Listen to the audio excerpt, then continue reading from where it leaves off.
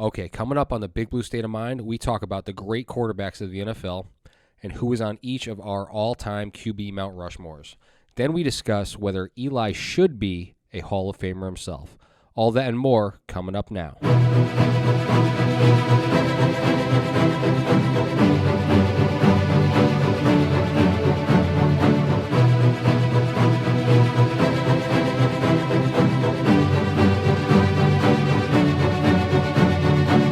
Okay, we are back after a few weeks.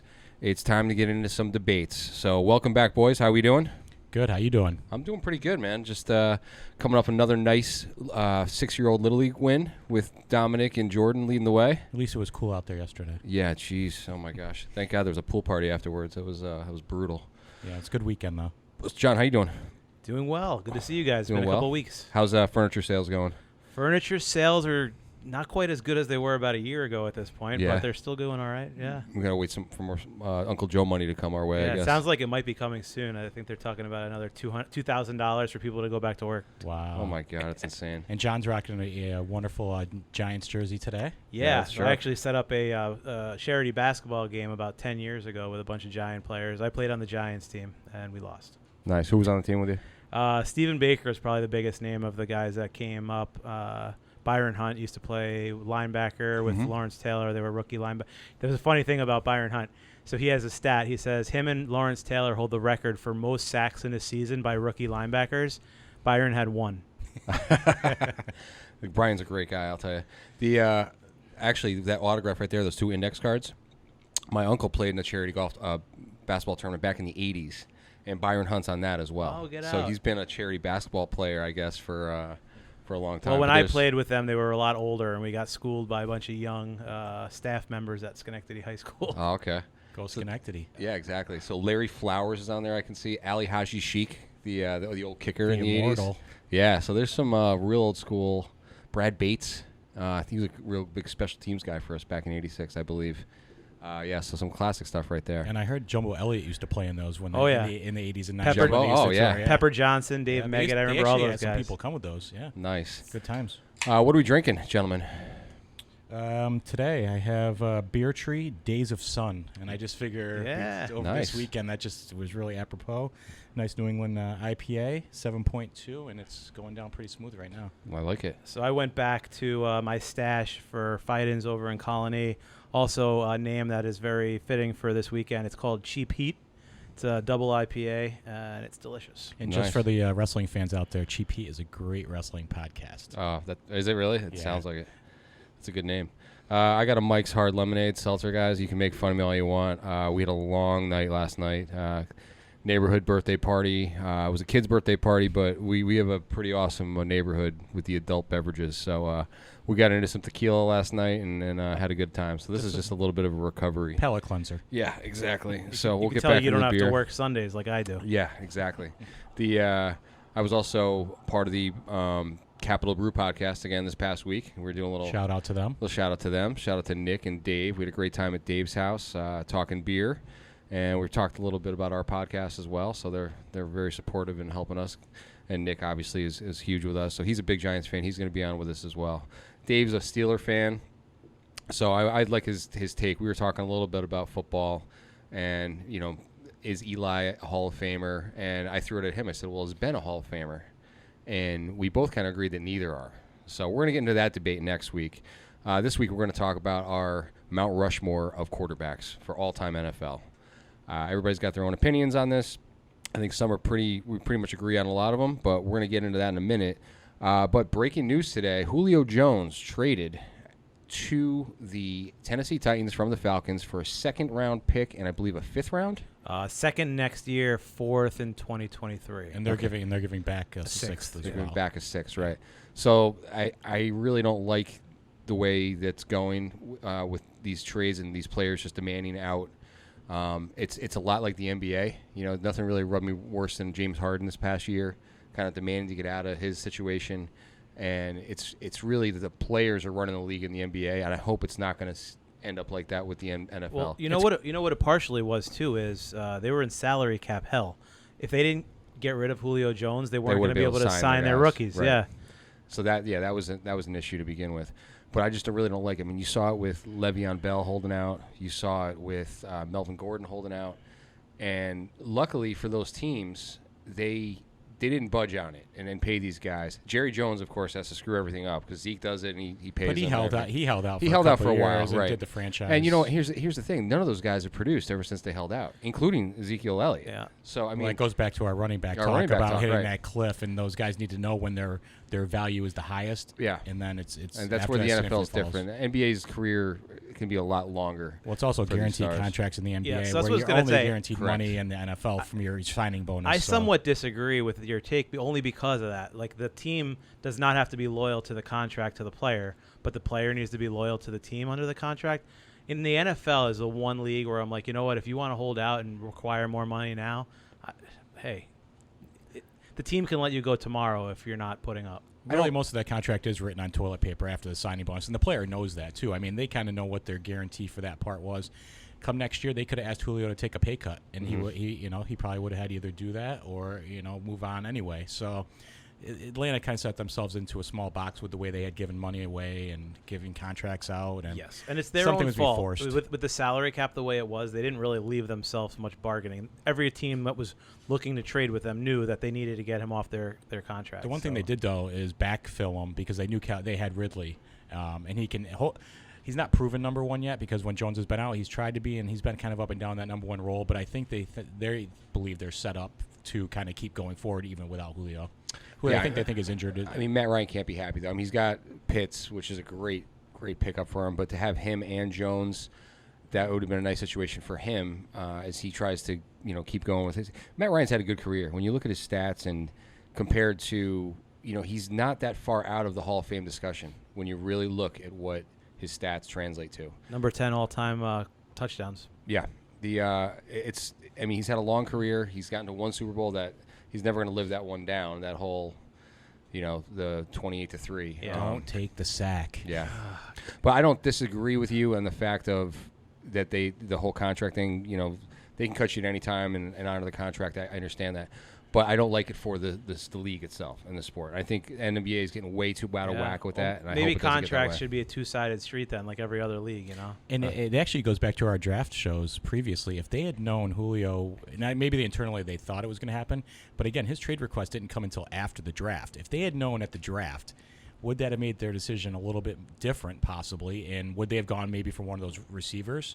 Would they have gone for one of the quarterbacks saying, this year we might be down anyway, and let's get by, somebody behind Matt Ryan. Yeah. So it is kind of interesting how that may have played the domino effect in the draft. And that's the thing. They're like, I feel like the Falcons right now are in this like weird limbo where my opinion, they don't have a roster that's strong enough to say they're still competing for a championship, but they're also not in a full rebuild mode. So they're like kind of somewhere in between. And I feel like that's never a good place to be. It's kind of where the Giants were for a few years, where it was like, well, what's the plan here? Are we actually trying to win, or are we trying to rebuild? Specifically in the NFL, that's the worst place to be. Mediocrity is the worst because at least in the NBA, if you are in the middle, they have the draft lottery where some of the times those guys still hit and they move into a top 5 pick. You're 7-9, 8-8, 9-7 in the NFL. You know where you're picking, and it's not really probably the most effective way of getting back to the top. So yeah, the middle is the worst. In the and NFL. Look at Atlanta. Like New Orleans had run that division for all this time. This is their opportunity. Drew Brees is no longer there. Mm-hmm. Had Atlanta had a strong offseason and kept some of these guys, were they competing for a division title? Well, that division's always been. There's been teams that crept up. I mean, Carolina was good for a couple years with Cam. I mean, MVP season there. MVP season out of Matt Ryan that one year. He had a tremendous season. People forget that he had an MVP. I mean, was that the year that they got blown out in the first round by the Giants? The year he won the MVP? Yeah.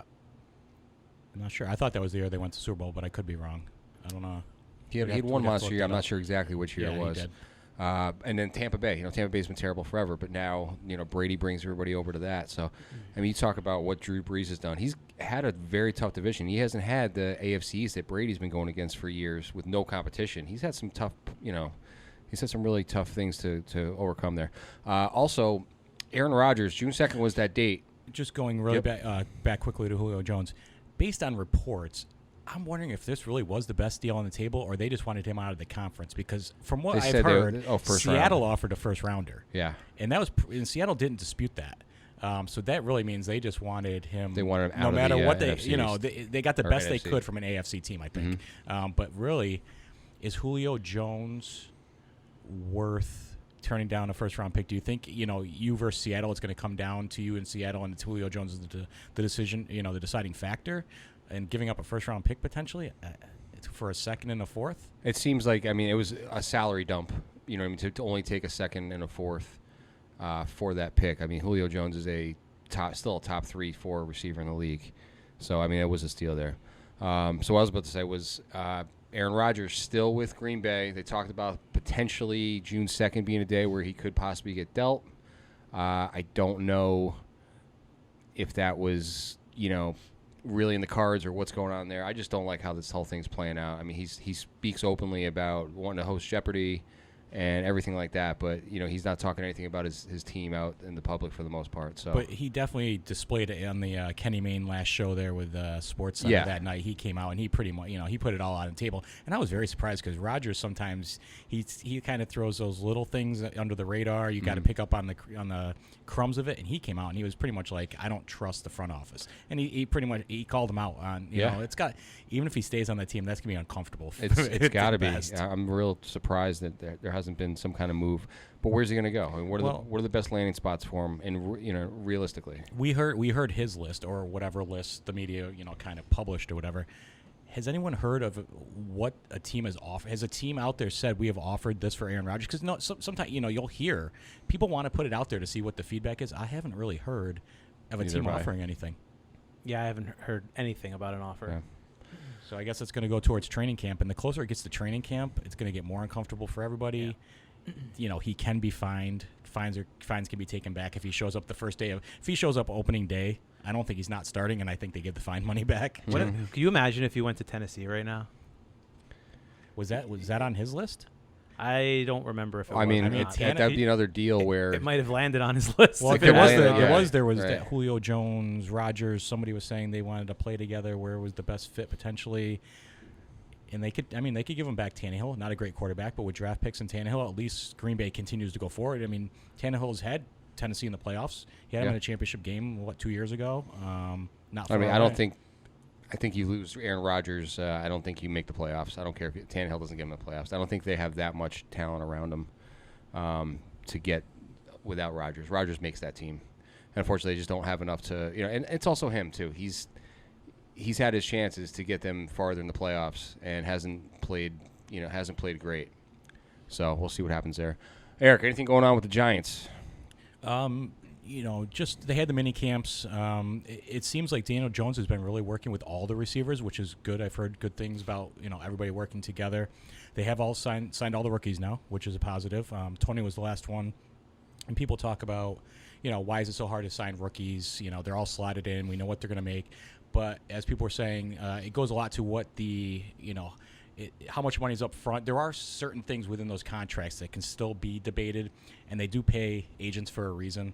So even though they're slotted for the amount, there is ways of getting that money. So I think that's one thing. Another thing I read recently was potential for Shepard to be a post-June 1st cut. They do like the wide receivers in the room. He does have a lot of wide receivers. He does have nagging injuries, as we all know. So concussions are nothing to fool around with. He does make a substantial amount, so that is something that was on the radar. That it didn't have to be right after June 1st. It could come, right before training camp. It could be. The other part is they go into training camp and they get two receivers hurt. They keep them. It is one of those things. He could be at the end of training camp, everybody's healthy, and it could be cut then. Right. Hoping to catch on. You know what also is going to be a big decision that will impact at least their decision is whether or not they're going to have this 16-man practice squad again, because there's a lot of solid wide receivers that would probably end up on the practice team again this year. But if they go back to their normal practice team numbers, not all of them are going to hang on. So at that point, maybe you keep Shepard and you have a few guys kind of waiting in the wings in case they're needed. And has there been any outside of COVID, you have the 17th game now. I don't know how that's good. I haven't heard how that affects roster size, even game days, because I'm assuming with that extra game, there might have been some talk with the union about adding 2 extra players to the roster right. per game just because of injuries. I'm not sure. Think about it. It opens up 64 new jobs if they were to add 2 new roster positions. Yeah. And Yeah, that, for the Union, that's always a win. And the last thing is, it's not a huge thing, and it's early, it's still early June, but talking about Saquon's rehab at this point, and just a little concern about, how far along it is, how it's healing, when he's going to be ready. And I don't know how much they'll play him in the preseason anyway, but they want to see something from him in training camp just to make sure. And we've talked about show after show how important Daniel Jones is and how he has to drive it. If Saquon is not in that as part of that equation, it changes everything. No matter who they brought in or who they drafted, if Saquon's not there, Daniel Jones is going to be in a tough spot. I agree. On paper, we look good, but it's paper. One injury. It's also paper away. thin, right? Yeah. So I mean, one thing that I just heard the other day, just a report out of the mini camp, is the first team offensive line right now includes Will Hernandez at right guard, and Pert is at right tackle. So that's who. Pert put on some muscle too. Yeah. Did you see that? Oh yeah. Yeah. He. I saw a pretty intimidating picture of him At the gym? And it looks like he's been working hard. So I'm hoping Solder really just steps up as a mentor and to help all these guys out and just add some good. Yeah, and depth honestly, there. if Solder is the guy that's going to be that swing like third tackle, that's a great spot. It was a problem 2 years ago when he was their starting left tackle. But as a third tackle, like you can't get a better third tackle than someone like that. Yeah, let's hope. Again, I've heard nothing but positive things about the line working out and working together, and I love the defensive backs seem to be really. I think Ryan is the one that's been organizing their workout. I don't think they showed up for the camp, but they were doing their own thing. So that's all positive stuff going forward. Is there a wanted poster or a can't find poster for Sam Beal, though? I mean, at this point, he's, third, fourth year. They used a supplemental pick on him. And we keep talking about defensive picks. I don't think anybody named him in any of those discussions we had about defensive backs. And they used a third-round pick on him just a couple of years ago, and nobody's heard from him. Well, we've had such good positive things from all these other guys and guys that have stepped up. Even later round guys. So everything is looking up in the defensive back. I'm not worried about those guys. The last thing with the offensive line is there's still discussion about the guy from Carolina, Morton, who was a Gettleman draft pick out there in Carolina. That he, and I did hear the same reports about they do like their first string line, but he's still out there. I think the longer he stays out there, the money value comes down a little bit, and at some point maybe they do pull the trigger before training camp on signing him. Gotcha. All right, so let's get into our little debate here. So Mount Rushmore. So you're going to pick your top four quarterbacks, but I also want to know which is the guy that's just peeking in. Who's the guy that doesn't make that list? So in order, okay, 1, 2, 3, 4, and 5. Let's get right into it. Who is your number one quarterback? Greatest all time. Now this can be, if you want to go back 50 years, 60 years, up to you. You want to go back 20 years, whatever. It's really what you're comfortable with. I can't speak to really anything before 1980. Can we just do a countdown of 1, 2, 3 and say the names? Yeah. 1, 2, 3. Brady. Tom Brady. That's right. All right. So we all had the same guy, number one. So that was a good debate. I mean, again, I broke down some of this stuff, did a deep dive. But I mean, 581 career touchdowns. That's the the record right now. He beat Breeze. They were neck and neck for a while. Brady really pulled ahead this past year. Brady threw 40 touchdowns this past year. I mean, that's insane. You know what I mean? The fact that he did it at that age, and yes, he's got the weapons and everything like that, but the guy's ageless. He's had a season high of 50 touchdowns, 8 30-plus TD seasons, 2 40-plus TD seasons, and 1 50-plus TD season. A TD percentage of 5.5%. So 5.5% of the time. We'll talk more about that percentage and kind of what it means compared to some of the competition.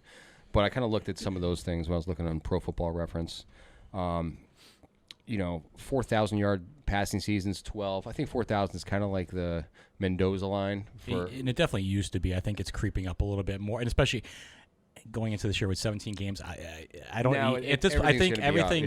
Throw the stats out the window. Everything forward. from last year back is going to have to be one record book, obviously, and everything going forward is a different one. What you could probably look at going forward is going to be touchdowns per game, yards per game is going to be a big one. Right. So those percentages will be huge. Yeah.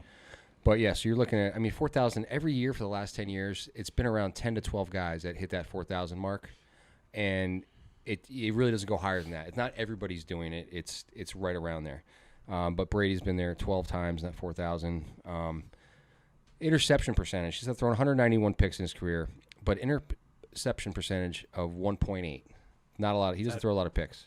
Is that like per pass? It's per 100. Per 100 yeah. passes. So he's not Right. Jameis Winston. Okay. Right. So exactly. Yeah. 14 Pro Bowls, 3 All Pros, 3 MVPs. This is a stat I like. Player of the week. So now you're measuring against. He's been in the same league as Peyton. He's been in the same league as all these great quarterbacks for a long time. And how many players? How many times was he the best player on the field in the All NFL for the week? 31 times Player of the Week.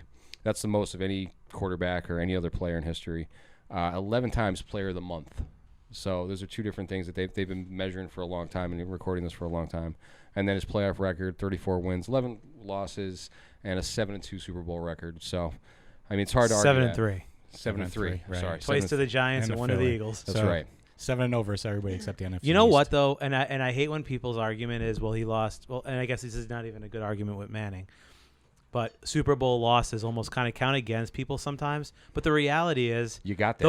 those years that he lost in the Super Bowl, he still got in over 30 other teams. So just another Super Bowl. He has 10 Super Bowl appearances. Well, that's kind of a knock against Montana. It's like, yeah, Montana was 4-0, but Right. he only got the 4. You know what I mean? He lost to the Giants. I mean, you can't really say it's a knock though, because I think besides Brady, Elway had 5 and 4 is the next highest. So Right. 4 is It's still. not easy to get to Super Bowl. No, I it's mean, not. that's where it's more again. It's more to the side. You of look it's at hard to get Super to Bowl appearances, and Eli Manning is in the top 20. Right. There's not that many guys that have been there twice. Yeah. So And you look at Elway, or not Elway, Jim Kelly, and that poor bastard, 0 for 4. And he's in the Hall of Fame because he made it to 4 Super Bowls. And Kelly, I don't think is obviously on anybody's list. But if you just take that Giants win and they make that field goal, and Buffalo makes that field goal, and he's 1-3 versus 0-4, where people place him in the hierarchy with the stats that he did up, and you also figure he missed some years playing in the USFL, some of his early years. It just totally changed. It would totally change perspective on Kelly if he had that one win. Well, his stats aren't phenomenal. He had a season high of 33 touchdowns. He did win an MVP, he did win a what do you call it? All-Pro quarterback, which is almost as good as an MVP, depending who gets it that year, whatever. But his touchdown percentage was 5, and you see a lot of these great quarterbacks have that 5%. And this is what I was really kind of looking at. 1 out of 20. Yeah, 1 out of 20. 1 out of 20 passes is a touchdown. And then you look at the interceptions. He had a high interception rate, so 3.7%. So that's... Yeah. He also didn't play with... I mean, I know he had Thurman Thomas for years out of the backfield, but Andre Reed. But I don't want to... He didn't have superstar wide receivers over his career. And I think that's one thing going to the James Lofton was... Hey. James Lofton and he Andre he Reed. had good years. He did have good years. Steve Tasker. I mean, come on. Tasker, yeah. The one thing about even going to Brady versus Kelly, and you're saying percentages based on he has low maybe touchdown numbers. He did have Thurman Thomas. He did. Brady didn't have that No. running back that was that. He had Edger and James for a while.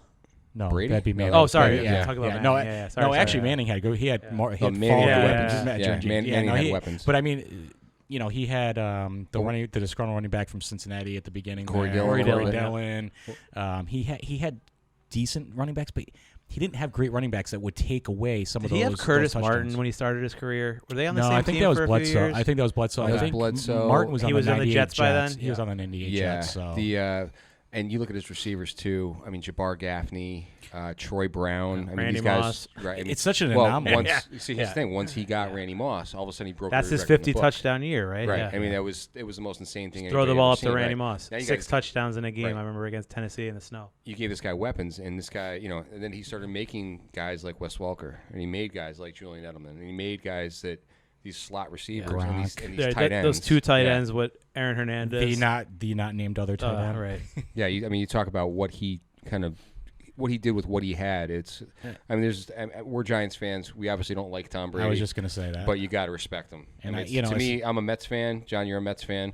We both respect Derek Jeter. It's the same type of thing. You can't respect the production on the field and And the what reality is, means. if it wasn't for the Giants, that's 2 more Super Bowls for Tom Brady. Right, exactly. So And we always have that on. We were talking about before the podcast. Last year, really, I think, was the cinching year for him to be at the top, because everyone before that would say, what would happen if you separated him from Belichick? And nobody really knew the answer. And it kind of almost had other people putting someone else at the top. Yeah. When he went to another team, you saw what happened to the Patriots. You saw what happened with Tampa. I think that really And he it was knocked this off amount. Patrick Mahomes, who everyone's saying is potentially the next. The heir apparent. You know, we do this podcast 10 years from now, and he might be on everybody's list. Yeah, and the way that happened, too, they're talking about him, okay, is this going to be his second of, is he going to get to 10 Super Bowls, this whole thing? And it's just like Brady just calm, cool, collected, just shut it right down, dominated that game, and really just threw a wrench in anybody thought that Mahomes was the heir apparent. Not to say that he can't be. It's hard to keep a team together and productive, and you see how teams just want to, you just can't keep to get teams together like Brady had with Belichick and those guys. So it'll be interesting to see how Mahomes progresses, and also he's got a big contract too. Brady took less money a lot of times because he could, and Mahomes just signed a huge contract, which is going to hurt them signing guys around him. So a lot of these guys don't look at the big picture like that. If you want to sit there and get people around you and get those tools, you're going to have to maybe take a little bit less money to do so. And I'm sure they all kind of hate Brady a little bit for that because, he's been able to do that. So, all right. So next, number 2, Eric, who do you got for your number 2 quarterback of all time?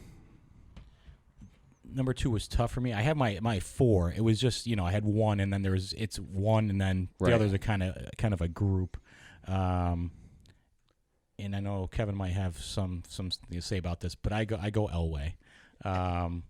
And I know that's probably not a popular opinion. And Kevin has, Kevin has a lot of the stats. I'm kind of more just, I watch the person play. I'm an eye test kind of guy. See, I watched him play too, and I've never seen what the big deal was with him. I mean, it's never jumped out at me as he was that dominant.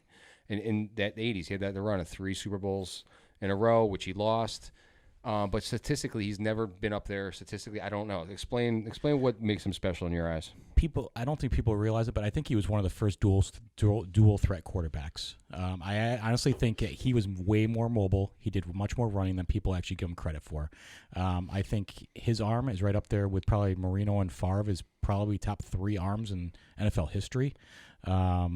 He didn't have any running backs when he did make those Super Bowls and he lost. He didn't have any running backs, any running games. He did have decent receivers, but he also didn't have great defenses, as shown in those Super Bowls when they got blown out in some of those. And their defense just let up tons of points. Outside of Carl Mecklenburg, you're probably right. That guy was a beast. He's still good in Tecmo Bowl, right? Yeah. Now, I didn't have Elway as my top 4, but I actually have him as my first out, and that's still really great. No, at that's number great, 5 overall. And my reasoning for that is the number of Super Bowls he got to. And we had this conversation a little while ago. If you're knocking guys for losing Super Bowls, well, then you got to knock guys for not getting to Super Bowls. Because when you lose a Super Bowl, you're the second best team in the league that year, right? And who has the second most Super Bowl appearances? John Elway. Mm-hmm. All right. And then the second piece of this is when you look at stats and you look at comparing guys from kind of generation to generation, aside from the current players, it's Elway, it's Marino, and who else is and Favre, really, that are from that like 80s to 90s era. Everyone else in the top 10 for passing touchdowns and passing yards in their career are all current players because the passing has just become so much more part of the game. So you almost have to look at the guys in the 90s or even the late 80s as, they're not going to hit the stats, but look at what their stats were comparably to guys in their same era. And I think that's exactly right. I was just going to get into comparing generations is tough. You can't this generation compared to a previous generation is difficult. What you really have to do, and Kevin has mentioned this before, is you have to go with when they retired, where were they statistically? Mm-hmm. And Elway was second all-time in completions and yards when he retired, and he was third in touchdowns. You can only compare it up to what you can't keep. Your numbers are going to go down when more people play and the people pass you. There's this great debate of Eli Manning. Is he a Pro Bowl, a Hall of Famer or not? Well, he's number 8 all time in career passing yards. So that he's more, in my opinion, you're judging him against some of the more current guys like his brother, like Drew Brees, like Phillip Rivers and Ben Roethlisberger. So he, number 8 all time, you definitely should be a Hall of Famer if you're only looking at statistics. But when you compare that to guys like, you never say Eli's a better player than Montana or a better player than Marino, but statistically wise, he actually is. Mm-hmm. And if you did watch Elway, he was. I know he lost Super Bowls. If you ask Cleveland about John Elway, I think the drive. Yes, that game. I mean, that comeback. And if you game, watch him scramble, his elusive, he hits people on the run. I think he's in when we talk about again I think he's a quarterback that could fit today and be a model quarterback of what people would want because he's a hybrid still. He would still be a hybrid of the pocket passer and the running quarterback.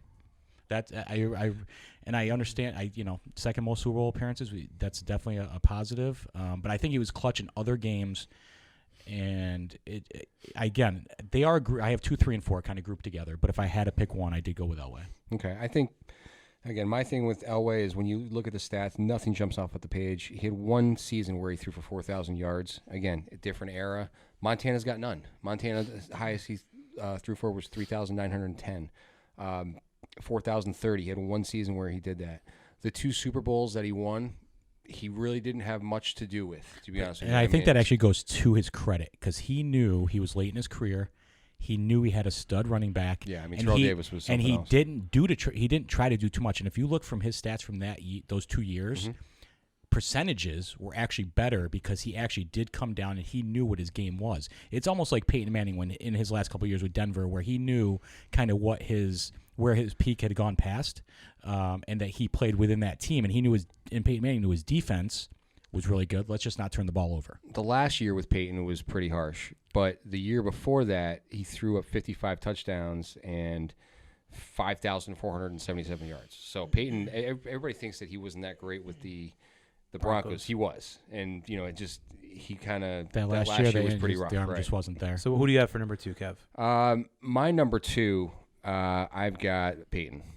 I have him too. You have 2? Okay. Yeah, he's in my grouping. We could have done a clean sweep. I'm glad that we didn't because we had the discussion about it. But he's in my grouping. Well, for the longest time it was Montana and Marino, and Marino had the stats, and Montana had the rings, and that's how it was all. When we were growing up, that's how it was. There really was no debate. Those were the two guys. Somebody might throw an Elway in there, and then somebody might go back to the 70s and say, this, that, or whoever. And they always played the game of what if Marino was on the Niners and what if Montana. And you really feel bad for Marino because Marino's not even in my top 5. So mine either. He's my guy looking on in. Right. He's my guy looking on. So when you look at a lot of these things, the way I broke down some of these stats, it kind of he's not really on any of these lists. So and the thing is, you almost have to create your own rubric of how are you assessing these quarterbacks. And the way I assess them is a combination was statistics versus other quarterbacks in their era and championships, or at least Super Bowl appearances. So another thing for me is, are you the top 3 in your league? How often are you in that MVP, yeah, if you're looking at those numbers, he's going to crush that. Right. Him and Brady both have 14 Pro Bowls, 7-time All-Pro quarterback, 5-time MVP. I mean, he leads both of those categories completely. I mean, the player of the week, Brady had 31. He had 27. He's right there. Player of the month, Brady had 11. He's got 8.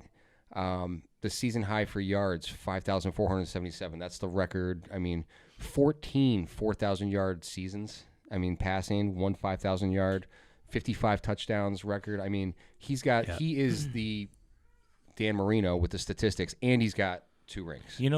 One of the biggest reasons I had him in my again, I honestly thought you guys would have Manning lower, so I almost put Manning at 2 because I really thought there'd be more debate about it. My biggest reason for him being in there is expectation of him coming out of high school, out of college, into the NFL with the lineage, with the numbers he had put up in college. He stayed that extra year to be a senior to try to win a championship, and he never won the big game in college. He lost multiple big games. But the fact that he took those expectations, almost parallel to LeBron James, coming into the league with the highest expectations, and there was no drop-off. If not anything, it went higher. And he moved the bar up even more. And he did retire with the most passing yards and touchdowns. And again, he can't help the fact that people keep playing and passing him. But in his generation, he retired with the most passing yards and touchdowns. Yeah. You look up all of the things that you look at. Most all-time regular season wins, 3rd on the list. Most Super Bowl appearances, 3rd on the list. Most passing touchdowns currently 3rd on the list, and most career passing yards 3rd on the list. He's literally top 3 in every statistic or winning percentage that you look at for quarterback efficiency or the best quarterback of all time. So when you knock every single one of those in your top 3, I mean you're at least number 3. I have him number 2. And again, I'm not. my version of this was I went eye test. And Manning to me he just kind of looked uncomfortable sometimes. He looked uncomfortable a lot of times. His arm wasn't the biggest. He didn't throw the ball the hardest. Sometimes it had a little duck. It almost looked like Eli and him. They kind of had a similar type ball where you're kind of wondering, is the ball ever going to get to the receiver? Mm-hmm. Somehow his did, and Eli's didn't get there as much. But that's why I put Elway ahead, because just watching them play, the athlete that Elway was compared to a Manning, to me, eye test, I would take Elway. So one other thing that I looked at also was a leader, on the field leader. Tom Brady and, in my opinion, Peyton Manning were the two best at it. They were basically their offensive coordinators for their teams. They were making all the calls at the line. They knew the playbook better than the offensive coordinator. So they were leaders of men as quarterbacks and active players. And if you put Manning in the NFC, he ran into the Patriot Brady just train. If he had played his career in the NFC, we talk about the number of Super Bowls he made and or won. If he played in the NFC during that time period, it probably is exponentially higher, and we're having a whole different conversation between him and Brady. But unfortunately, he did, and he lost to Brady significantly in the playoffs. And you have to fault him for that. But if he played in the NFC, I just don't know how many more Super Bowls he would have made. I mean, that was a great time in the 2000s when you had Peyton and Brady and Roethlisberger and those Steeler teams, and then even Phillip Rivers, who never got over the hump. But that AFC was a lot of fun in those years, and it was just pretty much, it was those teams. That's it. Those three teams that were just swapping places, and then the NFC teams, kind of you saw a lot rise and fall, and Giants coming out of nowhere for 2 years. But the AFC wasn't like that. So it was, kudos to both those guys for doing what they did. I mean, Brady and Manning, to me, I don't think you can really contest it, in my opinion, to do that. So, all right, number 3. John, who do you got number 3? Joe Montana. Joe Montana. I have him as 3 as well. And I had Manning. So you had Manning. Okay. Yeah, I mean, I think for the longest time, it was really Joe Montana was the number 1 overall. Mm-hmm. And historically, he was the GOAT until Brady's done what he's done and Manning has done what he's done. So I think the natural spot to land him, if you're going to say he's behind Brady and, in my opinion, behind Manning, he's got to be number 3. Statistically, he's actually like down in the 20, like around the 18 to 20 range for career yards, for career passing touchdowns. But so many new guys, like we said, Eli Manning, Ben Roethlisberger, Phillip Rivers, where were those even Matthew Stafford and some of these other guys have passed him since then. But the big thing that stands out to me is 4-0 in the Super Bowl, right? He's been to the Super Bowl the 3rd most times by any quarterback, and he's won all 4. Honestly, I think that's his whole. I mean, his again, there's a couple arguments for him to be in that pantheon. Is he was the father of Bill Walsh's West Coast offense. He was the originating quarterback of that. Something that kind of hurts him is that Steve Young came along and kind of took that same offense and won a Super Bowl the year that Montana left, and he kind of used that same offense with those same players. That kind of hurts him. Another thing, and it's a flawed stat, is quarterback rating, but when Montana retired, he had the highest quarterback rating of all time at 92.3. So, again, we can only go based on when you retire as your numbers, and, we're saying people are passing him, but he also had a good running game. It kind of kept his numbers down. The West Coast, their defense was decent. He had a great defense, too. Yeah. I mean, John Taylor, Jerry Rice, great tight end, Roger Craig, defensively, Ronnie Lott. I mean, just the team that was around him was phenomenal the entire time he was there. But he did run the knock on him, when looking at his stats and everything like that. 3 times he lost to the Giants in the playoffs. And 2 of them were Super Bowl years for the Giants. And he got massacred that one year. I mean, he threw up 80 yards passing in one game. 85, where he lost to the Giants that year as well. But again, you had some juggernaut teams there. That 85 Bears team, nobody was beating. And then I was also saying the same thing about that Giants team. That the Giants, right. I mean, that was just literally the big blue wrecking crew. Right.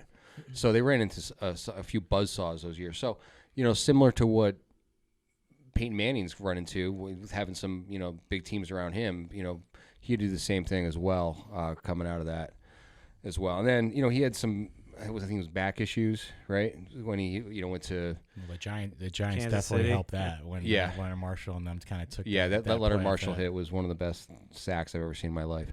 But he did get Kansas City to an AFC Championship game against the Bills. So I mean, you have to taking that a second team, almost to the Super Bowl is pretty impressive too. And that would have been something. I think he might have moved up. If he had taken them to the Super Bowl that area, it would have been very close between him and Manning for that number 2 spot. And take Tom Brady out of the equation because he was not in the equation when Montana was still there. Mm-hmm.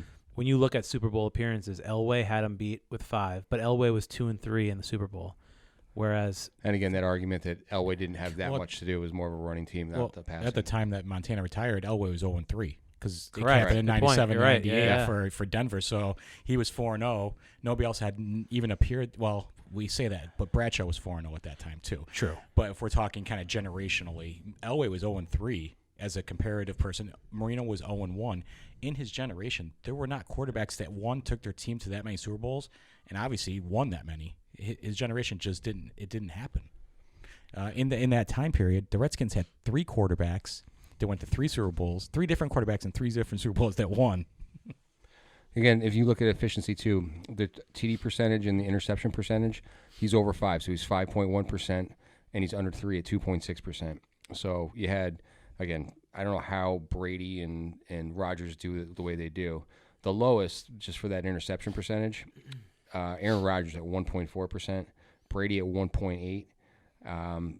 It's insane. So 2.6, you're under 3% for interceptions. When you're over 5%, that's kind of like where I think the measurable of where you should be around there. So right around or at 5 and under 3 is kind of where you're looking when I'm looking at all the different Hall of Fame quarterbacks and where they stand. So he's still right there, even though he doesn't have the huge stats and never threw for 4,000 yards. They just didn't pass as much back then. Can I debate just one thing about the interception Sure. percentage? And we're debating like quarterbacks generationally. Mm-hmm. The way that they were allowed to mug receivers back in the day, and with those Steeler defenses, with those Raider defenses, where they were literally taking people's heads off, that created more interception. And if you look generationally, it has dropped significantly based on the fact you can't touch anybody anymore, and they're running open. That's why you can't compare, I think, generation to generation. I mean, the passing numbers are just down in the 80s and early 90s before all of these ticky-tack fouls and no touching a receiver over the middle and no target. The passing numbers are down and the interception rate's higher. It's the total inverse of today's game, where the passing yards are higher and the it was a tougher game lower. back then. Yeah. It really, and it was legal. It wasn't like people were playing illegally. That was allowed by the officials back then. Well, it's one of those stats though that when you really look at it, it's not that far off. It seems more similar to what you would expect. It doesn't seem like that is affected as much if you look at the stats. And I'll send them to you guys too. So you can and when you're looking at percentage for Mm-hmm. touchdown percentage and interception percentage, back then I think they just threw less passes, so percentages shouldn't really be that much affected. It's going to be total yards, total touchdowns. Yeah, I mean it's still relevant. You can't. I don't think you can go by total yards because the yards. That's what I'm saying. Far, right, I'm saying I think from generation to generation the totals are going to be skewed, but the percentages should be a little closer at least. But just kind of doing those percentages, if you're talking about somebody throwing interception 1 out of 20 mm-hmm. versus somebody throwing 3 out of 20, you're then looking at 15-5. Yeah. If you play that out over 100 passes, if you play it out over, if you keep it exponentially going, it's gonna the increase is gonna get much bigger, and it's gonna make the players with even that 3% or 4% so much higher in numbers for interceptions. But I was comparing a lot of stuff with Eli and where he stands. You know what I mean? And that's, even though those point things, they are things that do. You look at some of these guys, like Jim Kelly was 3.7%. You know what I mean? Jim threw a good amount of interceptions. What's Brett Favre? So he's 3 times. He's 3 times more than Brady and Rodgers, though. So not through all. Yeah, well, right? Pretty much. Or Favre at least 2 interceptions more. has to be well over 3, right? Closer to 4, maybe. Favre was 3.3. Oh, well, he was over 3, but over 3 is high. Actually, but that's a surprisingly. It's I was high, thinking but closer it's to 4. Yeah, I mean, he was a gunslinger, the man. gunslinger mentality. He was. But he threw so much. You know what I mean? He threw more touchdowns. I mean, his touchdown ratio was, let's see, Favre was 5. So, again, 5 is where it's at. Now, the highest on the touchdown percentage is Aaron Rodgers again, 6.3. No one else is in over 6. I mean, that's insane. Rodgers 6.3, and 1.4. I mean, you've just given us two numbers that, Yeah. if you're going by those, we haven't. I mean, I don't think any of us had him in our top 5 or 6. Obviously, Yeah, he almost. No. Who's that? You're talking about Rodgers? Rodgers. Oh. You're talking about Rodgers' numbers. I'm there, talking right? about Rodgers. Yeah, I mean, his numbers are the highest and lowest in both of those categories. And I don't know if it's personality, it's the non-winning, big games. Yeah. There's multiple things, but at the end of his career, statistically, he's gonna be a top 2-3 quarterback. Are we just kind of brushing him aside because we? Well, we I'm not brushing him aside. I've got him as number 4. Oh, well, there we Yeah. go. I guess that leads Okay. into that conversation. Yeah, it does. And that's why you had those handy. Well, no, I mean, I've been looking at everybody, and it's like, I honestly, originally I wanted to put Breeze there. I'm a big Drew Brees fan. I think he's a great leader. I think everything like that. But when we're looking at the end of the day, they both have 1 ring. There's a lot of comparisons that they're right neck and neck on a lot of these categories. But when you look at that interception ratio thing, to me, I mean, he just doesn't throw interceptions. The guy's thrown single digit. He's got 89 interceptions his entire career. So you have Drew Brees outside looking in? I have him number 5. Yeah. And I don't have either of those guys on my top 5. Oh, and Wow. And it's going to be interesting because now we know my 4. We Yeah. know your 4. We're I gonna have to Brees number 4. Okay. And I don't have either of those guys. So the only comment I'll have is eye test. I would take Rodgers because of the mobility factor. And if Brees didn't have the protection, you saw some games where he would get those happy feet and he would not throw as well. When Rodgers was able to make plays, moving his feet through. I mean, you've seen him throw almost 70 yards, cross body, running the other way. Yeah. And how many Hail Marys did I mean, it's an anomaly, obviously, but how many Hail Marys did that guy hit from 50 to 60 yards at the end of halves and games where he just gave his team a chance? Mm-hmm. But so that's interesting that you guys had kind of right in that area. So in my opinion, the biggest knock on Brees is his appearance in Super Bowls. Mm-hmm. But that's another thing where he played in the same generation as all of these other guys. It's he was in a tough division too. That division has been, a lot of teams have been up and down, and guys like Cam Newton, Matt Ryan, now Brady. I mean, this guy's hasn't had an easy way of just coasting through his division like Brady did in the AFC. So you had him 4, John Brees. Yes. But you didn't have Rodgers 5. No, Rodgers was not in my top 5. Well, this is actually a good thing because this is what people are talking about. I'm glad we gave a little diversity and that we weren't the same 4 people, even if they were in the same spots. We actually do have some diversity in our picks because you guys don't have Elway. Right. I don't have Brees. I don't have Rodgers. Well, a couple things for Brees in the categories that he led in my breakdown. He had 10 30-plus touchdown seasons. 10 30-plus touchdown seasons. That's insane. He had 5 5,000-yard seasons, including 5,476, one less than Peyton's record. He's got 2 40-plus touchdown seasons. I mean, it's just insane. The 5.4 touchdown percentage, he's above that 5% line. Only 2.3 on the interceptions. He slung it downfield and had good numbers to boot.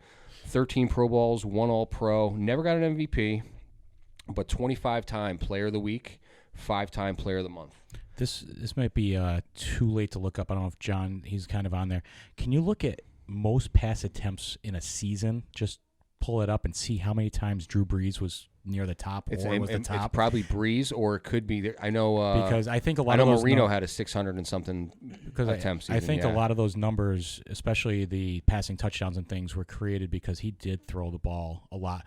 The other thing about Brees is he lost a couple playoff games. I know that were. What do you got there, John? Do you find it? So you won't believe this, but there's a lot of guys ahead of him. Drew Brees is number 7 all time. Oh, I was looking per season. Okay. Well, this is just in a season. Okay. Like top. So number 1 is Matthew Stafford in 2012, 727. Well, when you're always down, you got to pass. Drew right? Bledsoe, Peyton Manning, Ben Roethlisberger. Drew Brees was number 5 and number 7, so I incorrectly. Okay, but so it wasn't as much as I thought. So that's good. But I do think his legacy was hurt because he had those playoff losses where he did. I mean, there was the mugging in the game against Minnesota. Weren't they also the team that had the Minnesota Miracle against them with Diggs? Yeah. So 2 years in a row, potentially they make the Super Bowl if 2 plays go differently. And how much different is Brees' career looked at? I mean, he's moving. He's kind of moving up towards. And I think Montana, that's the biggest knock on Brees. But when you look at all the other statistics, when he's top 1 or 2 basically, and everything else, 9-9 in the playoffs. Yeah. So that's going to be. That's one thing that I think hurts Rodgers. Going back to that, he never got to Super Bowl as a number 1 seed. They were the number 1 seed when he was the quarterback multiple times, and they never got to Super Bowl during one of those seasons. The only other guy I'd say that the first page of what I had there was Marino was 8-10 in the playoffs. And that's So my guy. That's my 5 looking in. Yeah. So I mean, I had to go with Rodgers just based on that. I mean, he's got the ring. He's those stats. He's so far ahead. Again, 5.7 was the highest on that touchdown percentage. Which was Peyton, and he's 6.3. So he's high up on there. 3 40-plus touchdown seasons. That's the most. When you look at all-time career wins, though, he's got 129. Who's that? Rodgers. And he's played a pretty long career, so 16, Drew Brees has seasons 172 career wins. Yep. The only guys ahead of Brees are Manning, Brett Favre, which nobody really had 14, in their top. 14 years for Rodgers because he sat out the first 2. He was behind. True. Right? So 14 years. I mean, yeah, he's got more, wins. I mean, Brees has got 114 losses. Rodgers only got 63. You know what I mean? But look at the interceptions for the whole career. 243 for Drew Brees, 89 for Aaron Rodgers. I mean, it's not even – it's crazy. That's a crazy number. You know what I mean? When you say that he's the only guy in any list that's got for a whole career, single-digit interceptions. And this is just a total random aside, but the Chargers drafted in 1 year LaDainian Tomlinson in the first round and Drew Brees in the second round, and then let Drew Brees walk because then they traded for Phillip Rivers. I mean, the fact that the Chargers were not more involved in the AFC big picture with Brady, with Manning during those years, I can't fathom you drafting 2, and we talk about Phillip Rivers, credentials for Hall of Fame, but those 2 quarterbacks with a Hall of Fame running back like that, and you just couldn't do. It was just total aside, but that drafting 1 and 2 of LaDainian Tomlinson and Drew Brees, when both of those guys are gonna be minimally top 5 at their position. Right. Yeah, I think one more thing, and this shouldn't really be a part of what we're talking about, but you look at what Drew Brees did after Hurricane Katrina and how he rallied New Orleans, and then you look at Aaron Rodgers, and all he does, it seems like, is complaining. And I find Aaron Rodgers to be highly annoying, to be perfectly honest. And I know that shouldn't. That was my comment before. Did I discount Rodgers because I just don't like the way he deals with things that are going on? Originally, I did the same thing, and I thought, you look at Brees, he's a great leader. His team, he's the guy that's in the middle of that huddle before the game, doing their chant or whatever they're doing. And who dat? Yeah, right. He is a great leader and a great teammate, and you've never heard a bad thing about the guy. Aaron Rodgers, he's not a very likable guy as a fan. I don't think anybody likes him in his hometown right now. Right? And it's an interesting situation. So, but you guys leaving Drew Brees off of your top 4 or even 5, or you had him number 5? I had 5, yeah. All right, out of the top 4, he's number 1 all time in passing yards and number 2 all time in touchdowns. So those statistics generally, I guess it just goes to show like the weight that we're putting potentially on statistics. I'll tell you what my weight is, and I admit it. I was partial to not having recent players just based on, I think, on inflated stuff. If you look at my list, other than Brady, my other guys were 80s, early 90s, mid 90s. Well, Manning went on, but when he got drafted and I think, and I think it's part of when you do this. It's subjective to the fact that it's kind of where you focus, and I focused outside of current quarterbacks. And it's interesting because we didn't set our own. How are we grading these guys? We just made our wanted own, it. yeah. So it's interesting kind of to see the breakout. Well, that's part of the fun of it too. It's not. I hope people listen to this and have the same debate, because I hope our picks then drum up some other people kind of thinking in the same or different ways. And if you're out there and you're listening, we want feedback. Please, Absolutely. Give us feedback on what your picks are. We'll debate again, and we'll say, we've heard from people, and this is what they're thinking, and we can go with that. So, again, I really like the player of the week and the player of the month stats. It's just a fun thing to look at when you compare them all. Aaron Rodgers, 18 player of the weeks, 8 player of the months. So that's second, tied with Peyton, second to Brady, who had 11. But you look back, and these are things that you can compare generation to generation. Like, how many did Montana have? How many Marino have? Well, it is also very much based on who you're playing. Like we're all saying Brady is number 1 of all time. Like, how many would some of those other guys have had if they were playing in the same years as Brady? And they played the Jets. So I guess, the but Bills so I a guess lot. what you're saying then is Rodgers has gotten all of these while still playing at the same time frame as Brady, which Yeah, that's what I'm is pretty solid. Right, that's what I'm saying. Yeah. I'm saying, and you're comparing how are you amongst your peers. So if the high was 4,000 yards and you had the high, you were number one in passing every single year. Yeah, you're heads up. I mean, that's how it has to be measured, and that's what gives Marino. So how do you not have because Drew Brees then? Because since he's played in the same era as Brady and Manning, they're both on there, but he leads. Well, he leads. And again, he leads Manning in both statistics. Mine's eye test. I needed something more other than the protection they set up, and they had a lot of the short pass, almost West Coast type offense. And I just think if we're talking top 4 quarterbacks, I could have other people who do other things better in an overall package. And again, I didn't use as many stats. I do admit that. I went more with, and I do have some stats, but I went more eye test. Who, if I was a fan for and or against that person, I have a feeling either way. And for Breeze, I kind of get an on both. If I guess if I'm on his side, I can see why. But if I'm somebody against him, I'm like, I think I can beat him. Right. That's just me. Yeah, I mean, to me, it was like those stats that jumped out at me: the touchdown percentage, the interception percentage, literally half the amount of interceptions percentage than Peyton Manning. Do you know what I mean? For Rodgers, 18 player of the week. He's still, and in 14 years, 8 player of the month. Again, that's a huge thing. That's going against all these guys in the same way. 12-9. 1 Super Bowl. Drew's 500 record in the Super Bowl. Just falling short a couple things. And you know what? Another thing too with Drew. This past year, Brady, he lost to Brady. I thought that was going to be a great matchup, and I was really looking forward to that a little bit. Brady took down Breeze, and he took down Rodgers. And he took down Mahomes. And he took down Mahomes. I mean, what is that? That's insane, right? I mean, the fact that you took down 3 Hall of Fame quarterbacks, we're assuming Mahomes is going to be in the Hall of Fame, and obviously Rodgers is going to be. But we'll talk about a run by Brady. I mean, it's just another thing to solidify his legacy. But it's tough. I mean, you could go either way with that Breeze Rodgers thing. I just think that, and Rodgers still has years to play, and he's going to surpass some of these other records, I think, too, when it's all said and done. For Breeze, I think for that Super Bowl, it's actually given more credit to the head coach for the onside kick after halftime than it is for Breeze to actually have won that game. I'm sorry. The biggest thing for me for those two is the MVP. Aaron Rodgers has 3 MVPs. He's the best player in the league. Breeze doesn't have one. I mean, and Rodgers just won. That was one actually at his age. that was the actual determining factor when I was looking at everything, because I was trying to push for Breeze, but then I'm looking at him like, wow, he's 3 MVPs. That's Steve Young, or not Steve Young. I mean, Favre's done 3 MVPs. Peyton's done 5. Brady's done 3. Montana got 2 MVPs.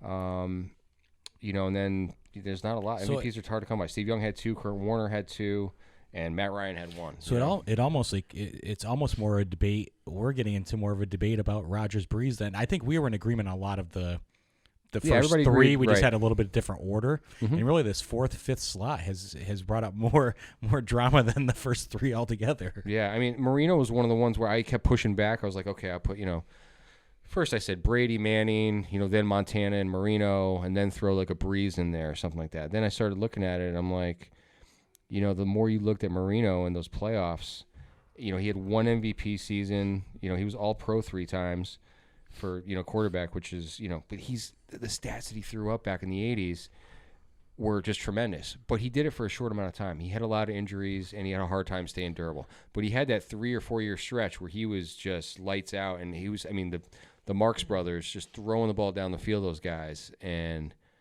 it was unheard of. I mean, a 5,000-yard season passing the ball. And again, Joe Montana never threw for 4, and he only actually had 6 4,000-yard seasons, 1 5,000-yard season. So it wasn't like he threw for 4,000 yards 10 times and whatever. So his stats, the best of them were so much better than everybody else back 6 then. 6 times in the 80s for 4,000 yards. Exactly. Is huge. He just didn't do it long enough to really make the list anymore. Now let me ask you guys one more question. Mm-hmm. What was your thought on Brett Favre? What kept him out of your top 5? Again, gunslinger, a lot of interceptions, 336 interceptions in his career. 3.3% and over that 3%.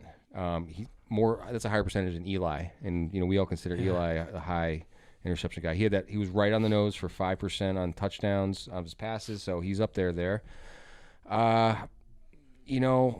MVPs, Player of the Week 16 times, Player of the Month 6 times. I mean, his stats are right up there. They really are. I mean, his Super Bowl, 1 win, 1 loss. I mean, if he won more Super Bowls, he should have had that back. Yeah, he should have had that back to back. But Elway took it from him. Well, that's the thing. That's a knock on him and Rodgers is that they've had these tools. They've had weapons. They've all had receivers to throw to. They've all had running backs that good running, good offenses. They've never been able to get over the hump. They've had that 1 year apiece where they got it done, but you can't believe with the career that Favre had and the longevity of it that he only got 1 ring out of all that. And totally subjective again. I have him in my top 8. Subjectively, the fact that almost the second half of his career, if not more, every year it was, I'm going to retire. I don't know if I'm going to play. It put the team in flux. It put Aaron Rodgers in a bad position. He then went on to other teams and kind of did the same thing. Ironically, Aaron Rodgers is kind of doing that right now. He's exactly doing that right now. It's kind of there's a lot of parallels with that whole situation. It kind of shows that when Rodgers was coming up and he was resentful of the way that Favre was treating him, he's almost doing the same, even though he says he's treating Jordan Love well and like he's working with it. Obviously people know that's not true, but honestly it's subjective. And my whole thing was I loved watching Favre, and I think his just playmaking had him in my top 8. I just think there were other things that were, and it's not numbers, it's not anything that's real. And I think this is the other thing, that like when people vote for Hall of Fame and they vote for different things, it's not always numbers. It's people have personal feelings on different players, the way they treat the media, the way they interact with their teammates, that either bring them way up or bring them down. And I think that's where he ended up in like my top 8, just based on things that were off the field. Yeah, I'm going to answer my own question there because I agree with you guys.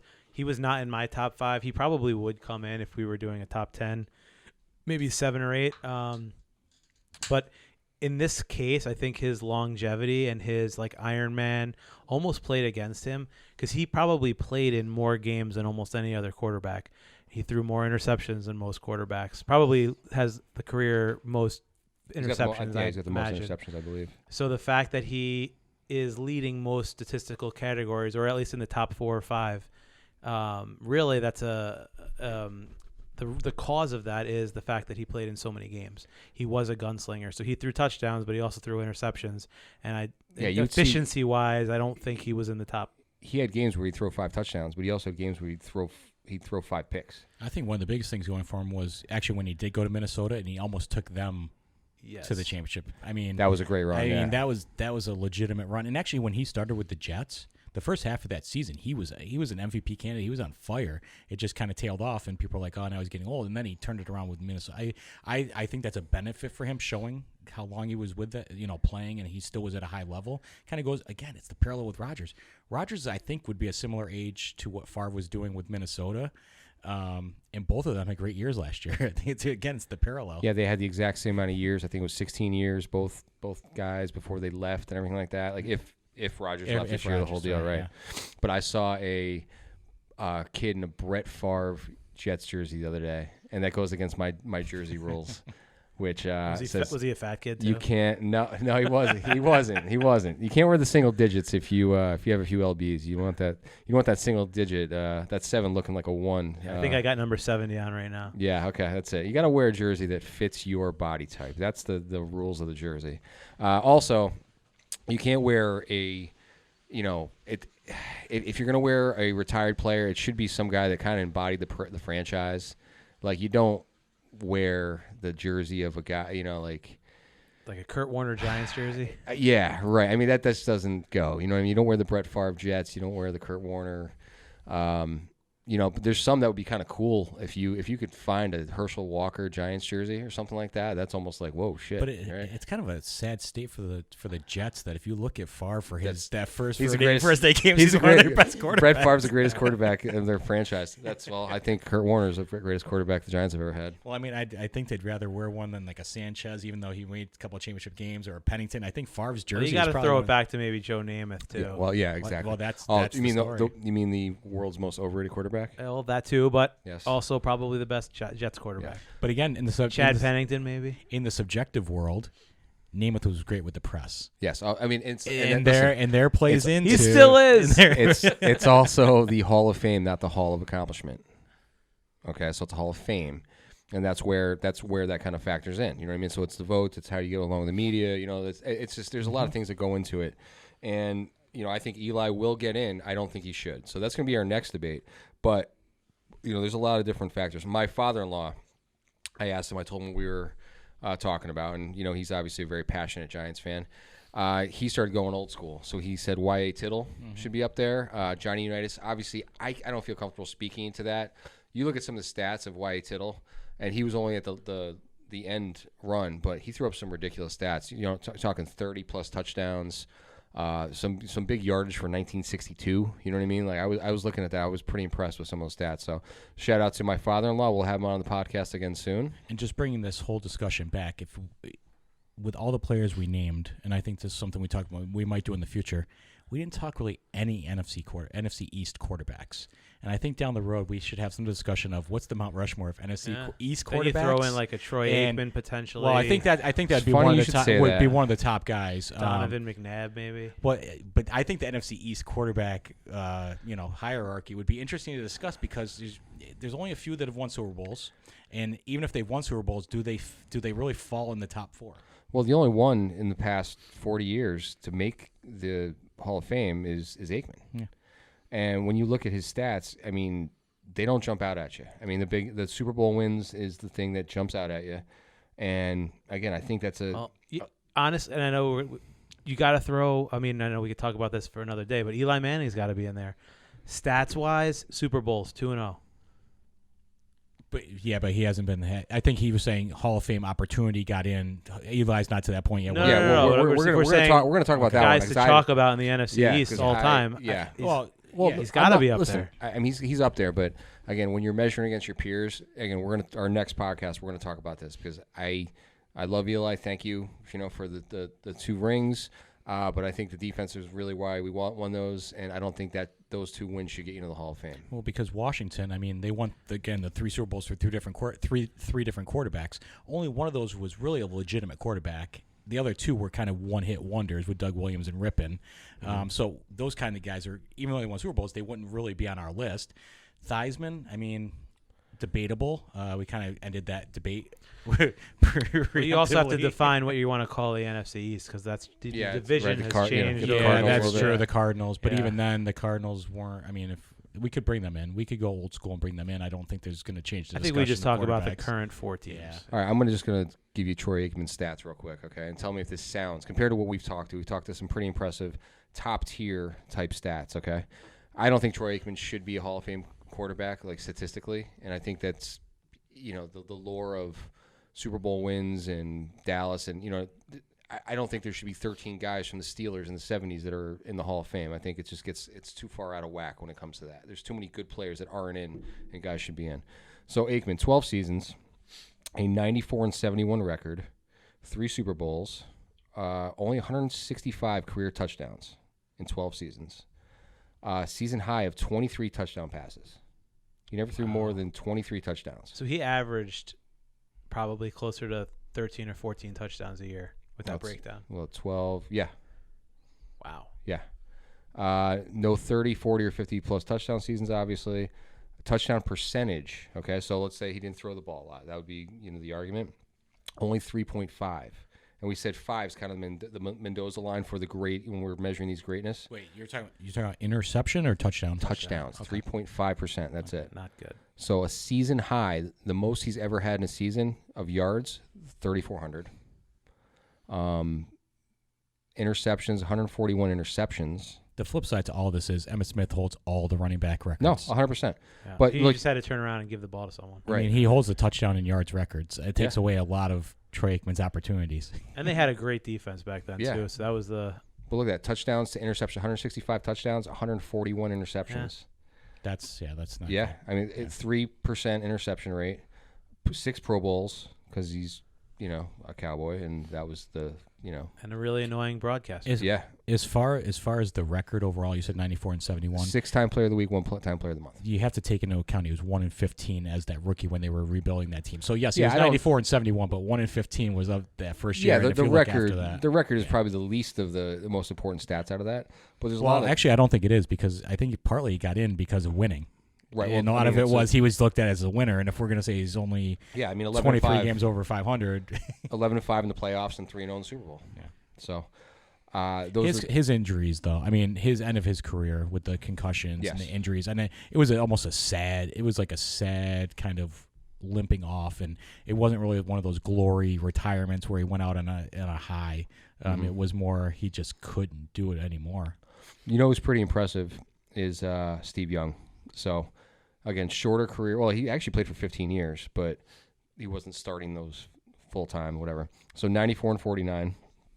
So 2 Super Bowl wins, no losses, 232 touchdowns, season high of 36. Back in the 90s, that was a lot. He won 2 Super Bowls. Yeah, as a starting quarterback. Yeah. I thought when they beat the Chargers, he was taking the monkey off his back. right. Chargers. That was his first one. He had another one, didn't he? No, because Montana was 4-0, and he's 1-0. That's 5, and they've so only maybe. won 5. Because remember, the whole big thing was he was on the sidelines taking the monkey off his back because he beat the Chargers, and that was his first.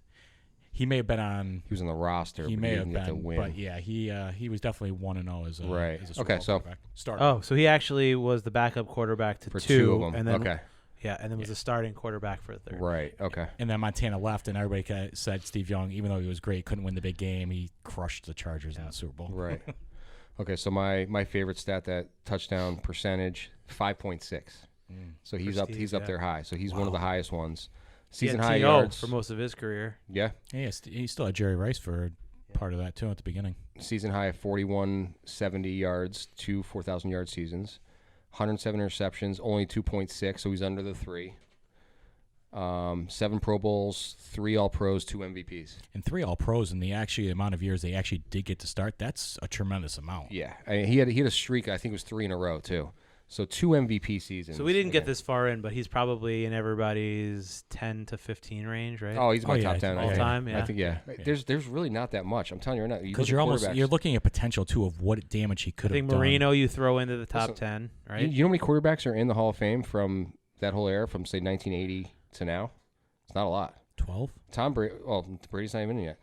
Yeah, it's not a lot. A lot of the guys we talked about aren't. Yeah. I mean, if you're talking Breeze, Rodgers, Montana, and Brady. Marino, Favre, Elway, Warren Moon, Steve Young, Jim Kelly, Kurt Warner, Troy Aikman, and I'm pretty sure that's it. Wow. Well, it goes to show the dearth of like great quarterbacks in that 80s and Jim 90s. Kelly. Did we say Jim Kelly? Yeah, he Jim said Kelly, Jim Kelly. Yeah.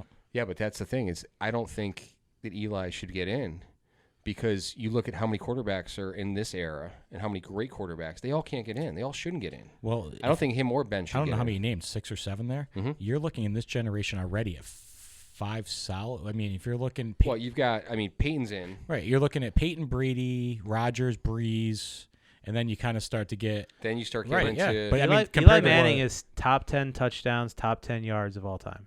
right. And you got 4 guys that we just mentioned. I've discussed this with Kevin multiple times. 5 quarterbacks from an era have never gotten in. You're talking about 2 or 3 at the most. You got Montana and Marino, and then Jim Kelly, and then Troy Aikman and Brett Favre. But you guys just had it's- 3 of those in your top 5 Mount Rushmore. Yeah. You just had Brady, Breeze, and Right. Rodgers in your Mount Rushmore, so But they all have to get now in. when- Those guys all have to get Those in. guys are in. In Manning, you had four Yeah. of your guys, 4 of the top. But 5. when you look at again, now you're comparing against all these guys, right? You look at all that. Yes, the stats are there because everybody throws the ball down the field. I could argue that Matt Ryan on his trajectory will probably have similar stats to Eli. I don't think any of his No things. Super Bowls. Matt Stafford's going to have as many of these stats as these guys Right. going forward. Also, especially no now he's Super going to the Bowls. Rams. Yeah, I mean, but you're just going to put a guy in just for 2 Super Bowls. I mean, Well, not just. He's got Roethlisberger- stats and Super Bowls. Roethlisberger, okay, let's just we got to do this for another podcast. It's going to take us forever. Here's yeah. for John. The discussion that we've always had, and Kevin keeps saying he's not a Hall of Famer.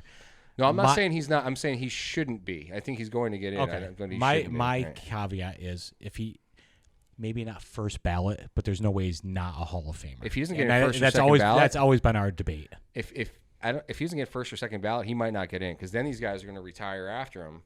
Like now, Breeze is retired. He's going to come up. Okay, then Brady's eventually going to retire. Right. It's all about what those guys in that room on Super Bowl weekend want. Roethlisberger is retired. You know what I mean? Like it's all about if he doesn't get in right away, and these other guys come, they're all getting in ahead of him, and it's going to take. You know what I mean? Like it's just going to keep going down the line.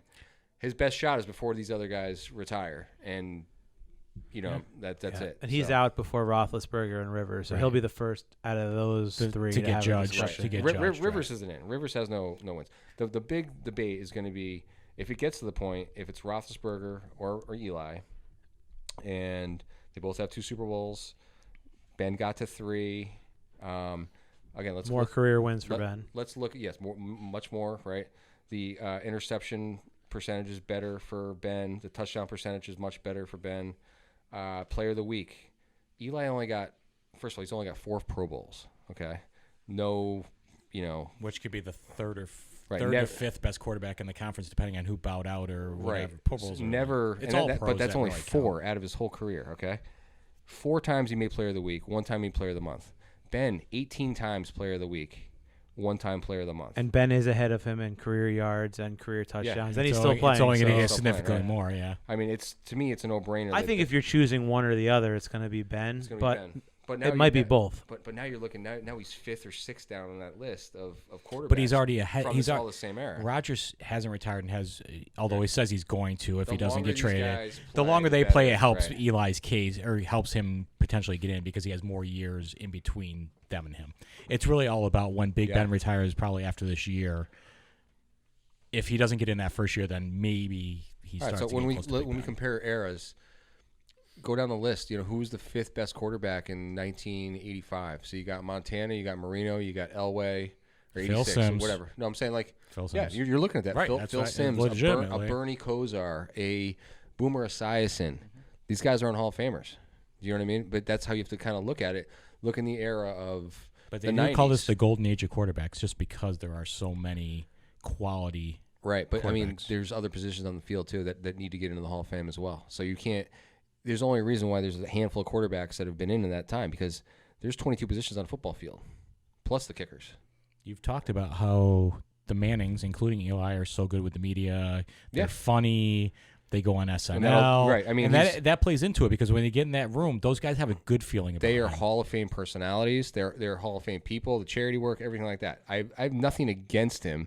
I'm just saying I think that they were talking about the NBA Hall of Fame, how it's too loose. Too many people get in.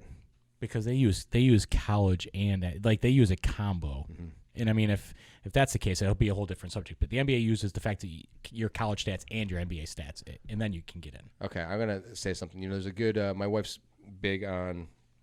She listens to a lot of podcasts, but most of her are like, self development and stuff like that. So there's one really good podcast called The Mindset Mentor. I definitely recommend it to anybody. It's a good way to start your day. So. He's got one. It's like, are you F yes or F no? So anything that you think of, big decisions, stuff like that, if it's not an F yes, then it's not F no. Do you know what I mean? For anything big like that. So when you think about these quarterbacks, does he jump out at you as a F yes? No. Right. So that's kind of where I stand with that. And it's like, it's, the no-brainer, stuff like that. If you have to sit there and think about it and debate it, it probably isn't. But it's not his fault how the Hall of Fame has been created with who's gotten in ahead of him. And the fact that there are players that are less than him in the Hall of Fame is not his fault. They're just following that trajectory. And that should not be against him. Right. If we're going against other Hall of Famers that are currently in, he matches a lot of those players. Well, you can't compare that though But that's what they've built on is that trajectory of we've gotten these people in, we're going to continue doing the same thing we've done. Well, that's the point though. Is like everybody would be in because of the stats because everybody throws for 4,000. That's why they minimize it to a certain number every year. Otherwise, they would put a lot more people in. I just don't think you can put everybody. It's obviously it's just like any kind of the fact that they made T.O. wait as many years as he did. That was all media driven. And again, it goes to show you it's about people's personalities and who they like and who they don't. You're telling me T.O. wasn't a first ballot Hall of Famer compared to his peers. T.O.'s one of the greats of all time. The fact that he did what he did. That Super Bowl where he played on basically a broken leg was probably one of the gutsiest just things. Just his stats alone. It's just insane. Yeah, I mean T.O.'s. And he did kind of get pushed out of the league. Yeah, I think he he still did. had years left. Yeah. But the again, the eye candy. You know what I mean? Like you're saying, the eye test. You know what I mean? Like you're talking about Elway. You remember what you saw? Mm-hmm. We didn't see a lot of great things from Eli for a long There's two things: time. David Tyree and Plaxico Burress. Those are the two pictures that you have of Eli throwing those two passes. And Tyree was a broken play, which the ball was thrown up for grabs. And it could have been a sack if you're a Patriot fan. And the Plaxico ball is Ellis Hobbs. He threw the ball. Listen, he got him down the field. I'm not knocking it. I'm not taking it away from him. There's also an interception that went through Sante Samuel's hands 2 plays before. They're very lucky to get out of that. You know, like it's amazing that they a miracle of a win. But we all know that defense is the reason why they won that. You know, holding Brady under 20 points for those 2 games was just a miracle in its own. So John, are you pro or con him being in the Hall of Fame? And I guess there's 2 questions. Pro or con being in, and pro or con should he be? Because that's Kevin's debate is he shouldn't be. And we're gonna get. Maybe we should wait on this for another one. But just a quick. Well, I think we're probably not gonna have to do a full debate because we're into it. So we might as well just keep just going. A quick thought here from John. I think in and in. He On will both get in, accounts. and I think he He deserves should to be get in. in. Yeah. And Now- not just being a Giant fan. So This you're is saying- being like looking from the Yeah, outside. because I think Ben Roethlisberger is going to get in, and he should be in. So you think both of them should be in? Yeah. So you think I don't think Phillip is Rivers out. is going to get in. No, Rivers won't. He doesn't have any Super Bowls. And his stats aren't that inflated above those other 2. And not even just Super Bowls. Just big playoff win. I mean, if you could name me one big playoff win by Rivers, I mean, you just can't do it. Well, And it might not all be his fault. I mean, honestly, but he was playing with the best running back in the league for 5 to 7 He years. was kind of an asshole too. I didn't. Dude, how would you feel if you had 13 kids to come home I to? was just gonna say I got he's 3 got and I nine- want to kill myself. he's got 19 and counting. He's gonna start his own show. Oh my God. What sticks in my head with him over the years is just how he was always pissed off at officials. He was He had that a complainer. crybaby whiner yeah. But you know what? face His that, teammates liked him though. So Yeah. it was, it wasn't. I think a lot of that It was tough translated to watch. bad A lot on of times film. you're like, Yeah, dude, just right. walk off the field. And it's interesting in the NFL. It's like the guy that's always arguing balls and strikes to the plate. You're like, enough, man. But that's different because they're not wearing helmets. In the NFL, they always say you can't really tell a personality on the Yeah, field. but he would because always they- take his helmet and off that's and what walk it back is. and like They be would- barking at the official. They would Yeah, always yeah. go to a commercial with him Yeah. taking his helmet Yep. off and yelling at Right. someone, and that's what you have in your mind. Yeah. Well, I don't think. Yeah, I don't see him getting in. Again, I'm interested to see what happens to Matt Ryan. If Matt Ryan has a resurgence in his career where he can somehow, keep the numbers going, possibly get to another Super Bowl or something like that, his number is going to be translated. So here's a question: pretty close to what these other guys if are. he does similar things the next 1 or 2 years, Eli or Matt Ryan, who's your quarterback? No, I mean Eli. Right? Okay. Yeah. Okay. I mean, it's Because his numbers are probably going to end up being much better than Eli's, just if he continues on the same trajectory. Yeah, Matt Ryan's just about 2,000 yards behind him. Yeah, he's going to pass him Yeah, a he's lot. gonna He's going to pass pass him in. I mean, he's got at least 2 years left. Matt 'Cause Ryan's behind him in both major statistics. He looks like he's 19 touchdowns behind him also. Right, so he's going to pass him Probably this this year, year, yeah. and not only that, but Matt Ryan's probably going to get traded to a contender next year at some point. Before next season, he's going to have this year with Atlanta. He's one of those veteran quarterbacks that goes to a team that just thinks they're one quarterback away. He's going to probably get, like you said, resurgence Yeah. with it, and he's going to be right on that. Well, that's another argument against is like you look at his stats. Compare if I read you down the stats and who you'd rather have, you'd probably pick Matt Ryan because I mean again, an All-Pro, former All-Pro, former MVP, a 9-time Player of the Week, 3-time Player of the Month, versus no All-Pros, no MVP, 4-time Player of the Week, 1-time Player of the Month. It doesn't sound very impressive. I know these are stupid like little things, but when you compare him against everybody else, and you know the best way to play this game? what's that? Just put player A and player Yeah, B, and and you not put 'em tell next to each you other, who right. it is, Yeah. because then you can't. The people who are subjected Yeah. and have that built in, Right. and they're just looking at stats. It's very plain to see. And in I a know lot of you cases. want to. I know you want to say that the Super Bowls were defense driven, which they were. But you got to put a feather in his cap for knocking off Tom Brady in 2 Super Bowls. He went to Regardless. Green Bay and won in that too. Yeah. He knocked off Aaron Rodgers to get there. Brett Favre once, Aaron Rodgers once. Okay, you ready? Okay, I'm going to name stats Right. So of a this player. Again, I want you to tell me if you can figure out who it is. Okay? 12 seasons. can we get like an era? Because it's a lot of quarterbacks to guess from. Post-1990. Oh, okay. Okay, so 90s, 2000s. Okay? Okay. All right. 12 years in the league. A record of 67-49. Okay. Super Bowl record, 1 win, 2 losses. Career touchdowns, 208. Season high of 41 touchdowns. 3 30-plus touchdown seasons, 1 40-plus touchdown season. Touchdown percentage of 5.1. Season high yards, 4,830. 3.1 interception percentage. 4 Pro Bowls, 2 All-Pros, 2 MVPs, 9 Player of the Week, 2 Player of the Months. That's a really good player, honestly. I mean, the fact that you got to 3 Super Bowls and you won 1. 9 wins, 4 losses in the playoffs. That's a really good quarterback. It's a lot of playoff. And we're talking appearance. from 90 on, so there's only a couple a few quarterbacks. They got 1 win there. Let's see. Well, we take out Elway. We take out Favre because he didn't make 3. It's nobody we've mentioned as far as like statistically right. or anything I'm just going through the Right. 90s of who won Super Bowls. Kelly lost all those. Aikman won a bunch in the 90s. Young didn't. So the 90s are covered. It's got to be somebody in the early 2000s that really. Trent Dilfer won in 2000. You got Breeze that won 1. You got Brad Johnson. He's not it, obviously. Then you start getting into who won a Super Bowl that made 3 Super Bowls. That's a really interesting. Because I mean, all the people who won, I just named all the people who won a Super Bowl. Again, 67-49 record. So in now 12 he didn't. seasons. So he didn't play very much. I mean, that's not a lot of games. 1 and 2 starting. So it's not Rippon. It's not Hostetler. It's not Aikman. It's not Kelly. All right, I'm going to give you a little hint. He had a stint as a Giant. That's actually a big hint. Kurt Warner. Kurt Warner. See, No way. and the only reason Yeah. He only played 12 years. 12 years. no, the yeah. only reason I didn't Well, guess. remember, he no, started no, in the no. Arena League. Okay, so the only reason I didn't guess Warner because I thought his stats were from 98 to 09. Or yeah, that I didn't think it was. Oh, I guess it's 12. I actually thought it was Warner right to begin with, and then in my head he only played 9 seasons, so I miscalculated my Right. own math. But yes, I mean he was a stud when he played. See, that's the thing, though. It's like you had a short burst of he was just, again, that Greatest Show on Turf was such a... So what years was it? It was 98 to Yeah, what? something like that. I don't have Okay. that. Well, the he exact won that years, first right. Super Bowl in 2001, 2000. Well, he lost to the Patriots in the second one. He won 2000, right? Oh, right. 2001 was Brady's first Super Bowl. Right. So the first one was 99. Was it something like that? Or Yeah.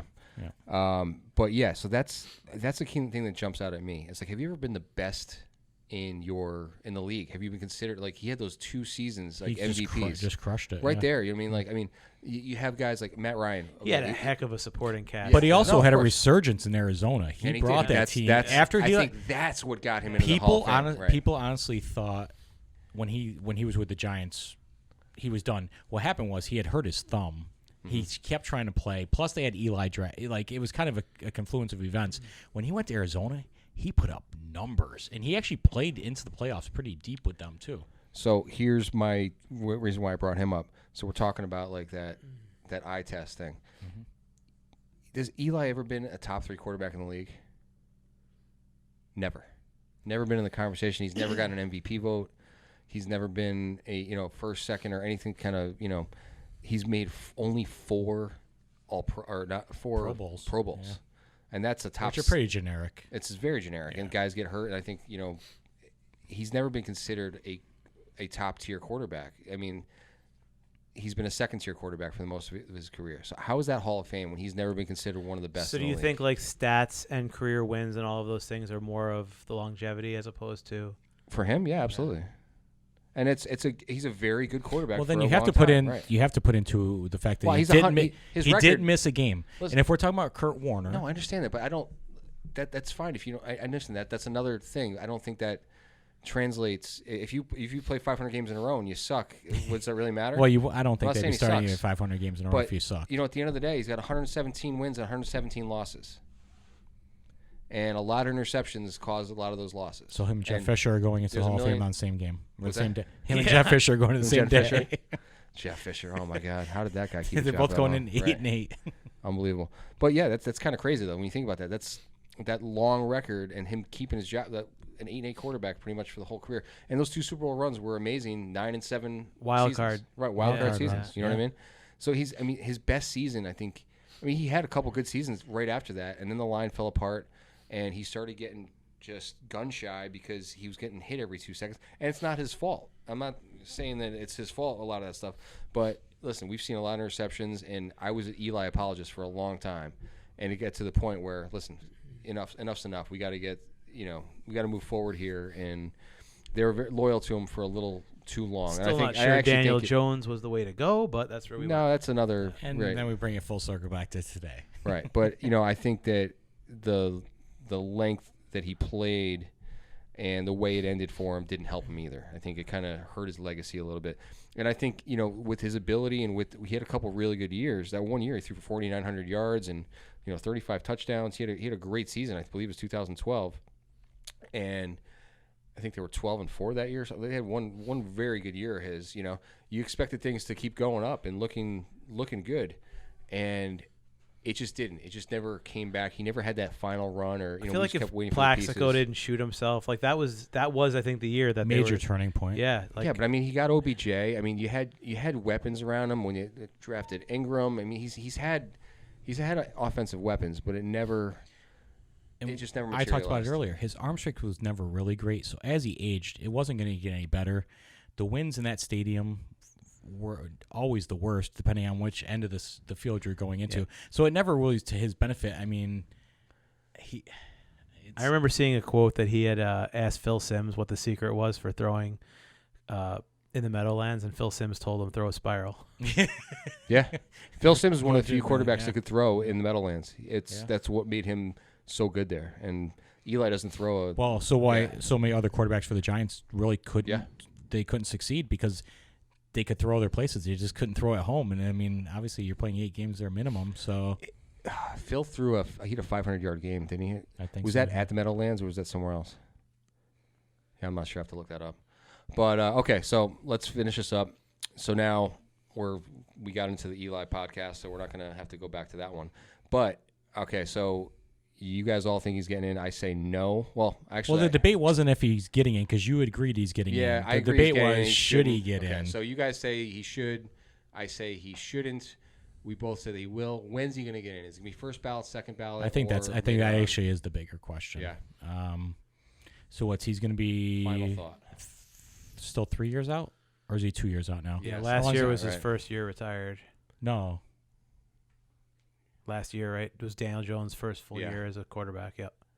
Oh, because they didn't. Yeah. Yes. Right. Okay, so he's still 4. He's got 3 more years out. Right. Yeah. Well, he's still ahead of the other quarterbacks. I really think I think he gets in first ballot. I think it might take him a second year. Well, the second year now he's gonna have Breeze. So Breeze is gonna get in. No, because Breeze played this past season. Oh yeah, right. Yeah. So Breeze he's will be one more year. And if Roethlisberger retires, you know what I mean. So I feel like if he doesn't get in, he's gonna get in. I think it might be year towards 1. the end of it. Oh. Yeah, I don't think he'll get in year 1. Then Brady will be out at some point. Right, so you could have them all going one in a row, boom, boom, boom, boom, and Eli just keeps getting pushed down the line, depending on who else comes out. Now, what's hard to tell is you don't remember all these other positions that are coming out too. There's a million other guys that are going to get in. You also have Phillip Rivers that same year. Because I was saying if we say Breeze, if he doesn't get in the first year, then you have Rivers, Breeze, and Manning. Yeah, and then the comparison. Rivers is done, right? He's officially done. Yes. Yeah. He's not getting in. We all agree on that one. But it's just another guy to add to that plate of now we're comparing this guy to this guy. Do they take only Breeze because the other two are below him? Right. You're right. If he doesn't get in the first year, now we're looking at year 3. Who retire is Big Ben? Big Ben already pretty much said he restructured his contract for 1 year. Yeah, so he's got one more. So he's going to go next year, right? So you're going to have this sequence of starts guys. Building. Now that'll be interesting to see what happens. So Breeze gets in, Eli gets pushed a year, then you have Eli versus Ben. Ben should get in ahead of Eli. But because Eli's waited a couple more years, do they give the votes to Eli? I mean, there's no Do you know what I mean? guarantee that they don't put two That would be- quarterbacks in that a would be year interesting. either. I think Big Ben's off-field things, and again, this is media-driven. He had a lot of things off-field that were not on the up and up. And But can you also see potentially like a year where Eli and Ben go in together because of this like lifetime debate? They were kind of married to each It other could their be. whole It career. could be one of that those they things just where put them in together. They give both the votes to Yeah. him, boom, Yeah. and that's it. You know. And just But again, that'll depend. Canton will just be love and life because the Giants and the Steeler fans all get there together. That'll depend that'd be a on great who else weekend. is in there. Again, you're going to see a lot. There's so many great. So we're just players. talking quarterbacks. Yeah. There's linemen. That's- There's yeah. linebackers. Everything. There's receivers. Everything, right. There's all these players that don't There's- get in every year. Right. Because there's other players that retired since Manning, and there's Yeah, we're not even thinking about any they of them. just keep Right. building up. Yeah, and they only take I think 6 as the max. in a Right. year. Players. Yeah. And And they- that, see, that's the thing. It is hard to get into. NBA, they were talking about they're like Yeah, it's they too have like loose. 17 Right. people going. Yeah, it's way too loose. there's to like get in there. 5 good ones, and then Right. the other 12 or whatever.